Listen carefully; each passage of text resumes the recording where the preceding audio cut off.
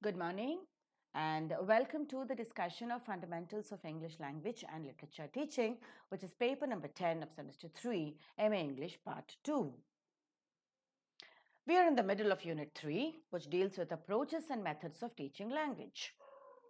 Today in this video, let us concentrate on the discussion of the grammar translation method. Longman's Dictionary of 1885 defines approach, method, and technique in the following way. An approach has different theories about the nature of language and how languages are learned.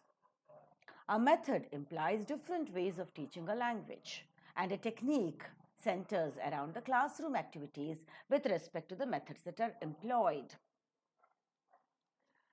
There are various approaches of language teaching, like the structural approach, the lexical approach, the communicative approach, the humanistic approach, and task based language teaching, depending upon the aim of teaching structures, lexis or vocabulary, developing communication skills, and having a psychological humanistic touch, which employs a number of tasks so that the learner can pick up the language.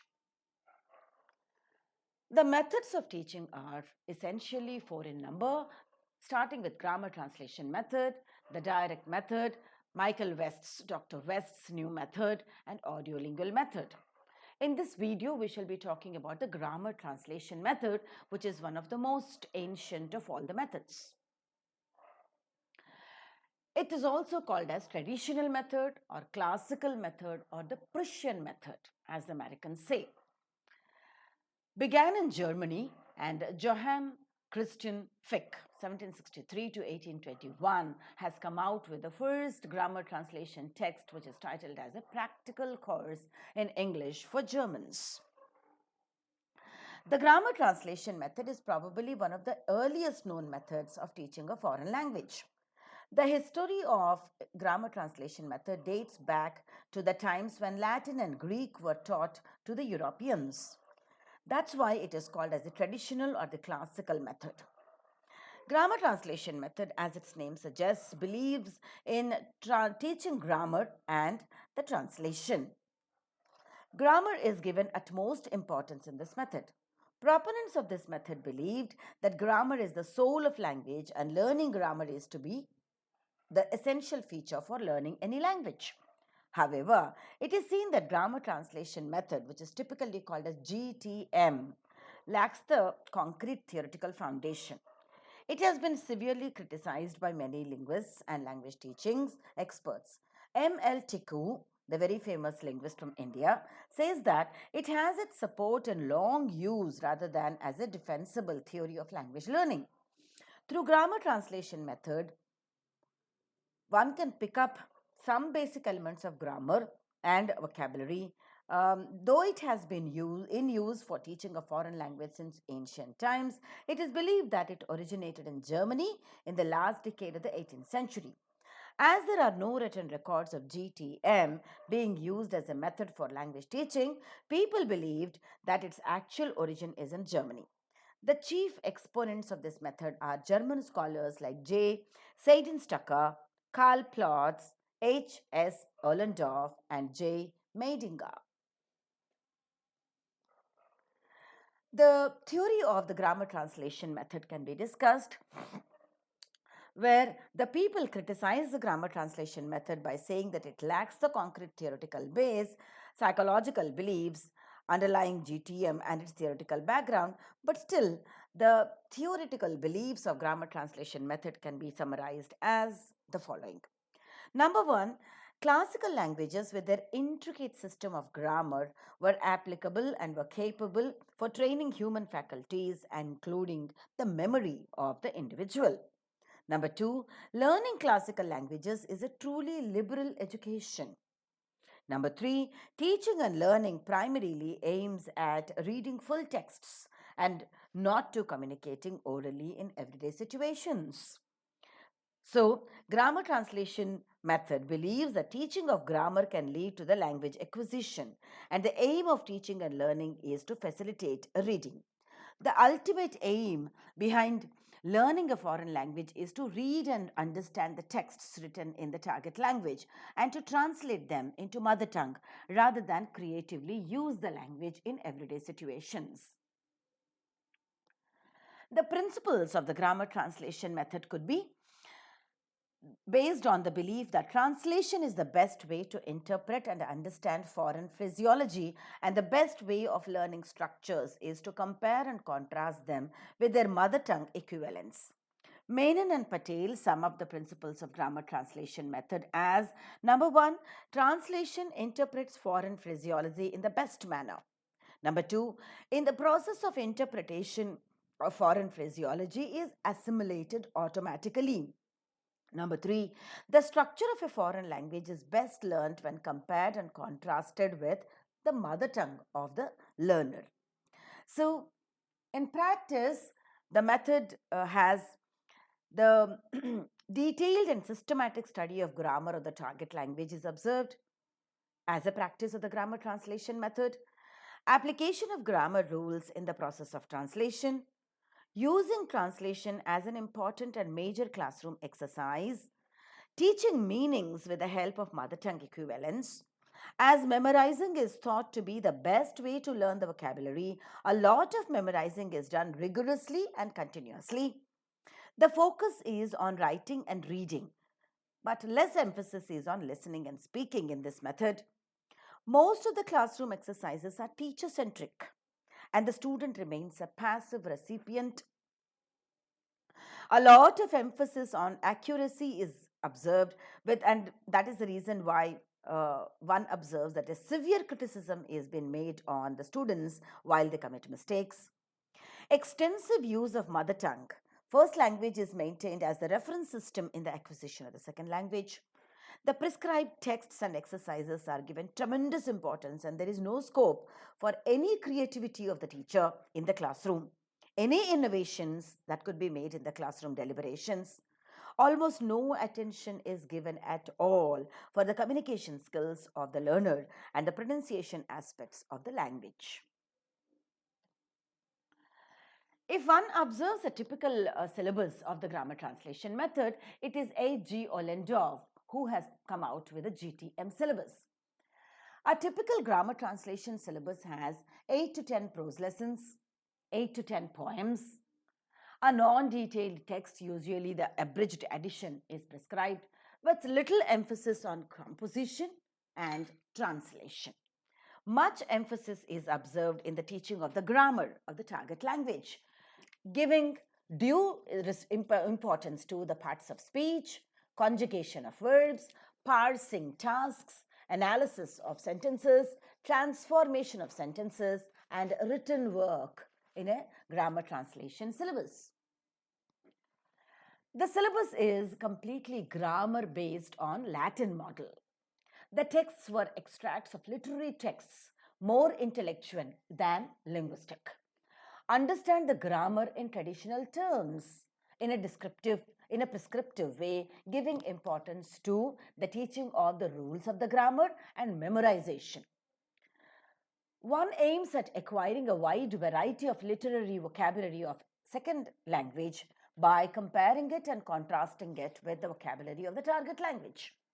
Ultimately, learners are proficient in the writing of the second language accurately, but learners also appreciate literary significance and the value of the reading of the texts with practically no comprehension of creating the expressions in the target language. If one observes the approach and syllabus and course of the grammar translation method, one can say that the approach that is followed is grammar teaching and translation of sentences. The syllabus is application of rules of grammar and some translation work. And the course of the grammar translation method has the introduction of new rules of the language, a short vocabulary list, and the practice examples for translation.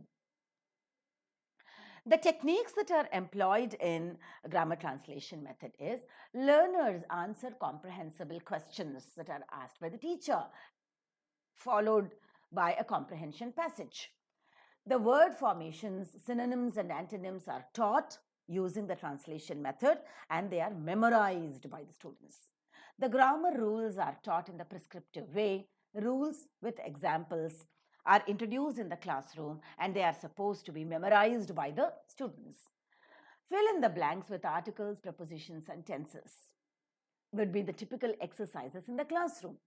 Memorization of the rules of the language, memorization of the vocabulary items and its use in sentences, writing a piece of composition, and that too a guided composition, translation of the sentences from mother tongue to the target language and vice versa. And emphasis is about the target language and not its use in the practical situations. If one observes the strengths of the grammar translation method, though grammar translation method is most criticized of all the methods of language teaching because it does not give any emphasis to the creativity of the learner, it has certain advantages over the methods. The advantages could be talked about as following. Number one, it is the most economical method. By economical method, we mean that less money is spent on teaching it in the classroom situations. It saves time, money, and additional efforts of the teacher. Number two, it does not demand special training for the language teachers. Number three, most of the vocabulary can easily and effectively be taught with the help of the mother tongue equivalents. Number four, it can be used to instruct even a large crowded classrooms as well as one observes in India. Number five, accuracy is the soul of language and the grammar translation method is strict about accuracy. Accuracy in teaching and accuracy in learning as well. Number six, it does not demand any use of audiovisual aids to make the learners understand whatever has been taught in the classroom. And number seven, it believes in heavy drills and practice, which helps them to build the memory and memorization of both the grammatical units as well as the text. If these are the strengths, we also observe some weaknesses in the execution of grammar translation method in the classrooms. The grammar translation method is most criticized method of language teaching. Old theories of language learning and the aims of the teaching and learning of language have undergone drastic change in the modern times, which brought the grammar translation method under severe criticism. It is now generally regarded as an outdated method. Some of the major disadvantages of grammar translation method could be seen as found on the slide. It is a method for which there is no concrete supporting theory. There is no literature that offers a rationale or justification for it. It does not consider the theories of linguistics. It is one of the threats all languages as if they are dead, as if each consisted essentially of a collection of ancient documents to be deciphered and analyzed. It ignores all considerations of phonetics, pronunciation, and acoustic image and boldly places language on a foundation of alphabet, spelling, and writing system. It does not believe in the natural order of the language learning L, S, R, and W. The sentences that are taught is the only basic unit of language according to grammar translation method. It does not think beyond the sentence. Modern linguistics, semantics, and pragmatics that aid in the acquisition of language are not taken into consideration by grammar translation method. Language is said to be the means of communication. Grammar translation method does not pay any emphasis or attention to the communicative aspect and the communicative function of the language. It does not give emphasis to the interactive methodology. Rather, it is unacademic and a bit dull because it gives much emphasis on the grammatical rules. It is very difficult in the multilingual classrooms to teach or employ this method. The exact translation of many words and expressions, which might be culture related, or which might be religion related, or food, clothing, and festivals related, to be translated and explained in the classroom. It is very much teacher centric and is advantageous for the teacher because it is easy to teach. Once you translate the words and vocabulary items into the mother tongue, it becomes easier for the teacher to teach, but it becomes difficult for the students to pick it up. And because it believes on the psychological theory of behaviorism, um, it believes in stimulus giving rise to response. Whatever language is taught in the class is the amount of language that is picked up by the student. But actually, language learning is not so. And that is the biggest disadvantage of the grammar translation method. So, summing up, the grammar translation method is the oldest known language teaching method. It is still used in some of the educational institutions. It is the most economical method, but remains undefended and severely criticized in the modern times. Though grammar translation method is most criticized, it is not fair to discard it totally as a useless and unproductive method of the language teaching. Henry Howard says that it was not necessary the horror that its critics depicted it as. Its worst excesses were introduced by those who want to demonstrate that the study of French or German was no less rigorous than the study of the classical languages. The grammar translation method could not defend itself in modern times because the aim of language learning and teaching has changed.